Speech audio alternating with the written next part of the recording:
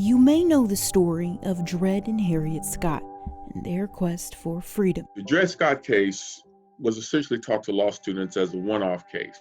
But the truth is, it wasn't an isolated case. You didn't know there were more lawsuits just like it.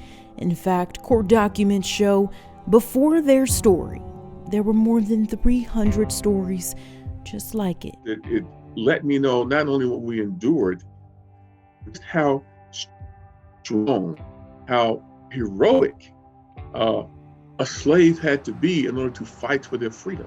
Judge David Mason is at the forefront of the Freedom Suits Project, an initiative seeking not only to uncover these stories, but to make sure they are not forgotten. Because when you think about it, for me, it sometimes makes me want to cry. Historians say about 40% of slaves who sued won, but that also meant many did not, and retribution was brutal. The whole range of things would occur. Probably those who were beat are probably happy that that's all that happened. But many were sold to plantations in Louisiana and Mississippi. These were plantations that had a national reputation for being very harsh to slaves.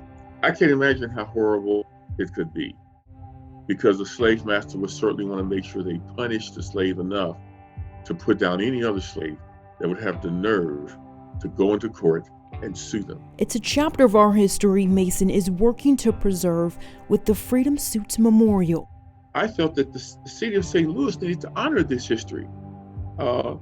And that's what led me to say, look, we need to have a memorial to this. Carved into this 3D piece are scenes depicting slaves suing for their freedom. Sculptor Preston Jackson created it. He's an artist who creates for those who can't speak for themselves. Why is it so important that we not only recognize and own this history, but that we create a space where people can go and remember? That monument serves more than one purpose. Of course, just the purpose of memorializing and honoring those who filed those suits and honoring the courts that entertained those suits.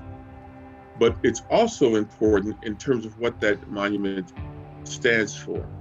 It stands for the proposition that our courts today must be courts that are open to every citizen, no matter what their station in life.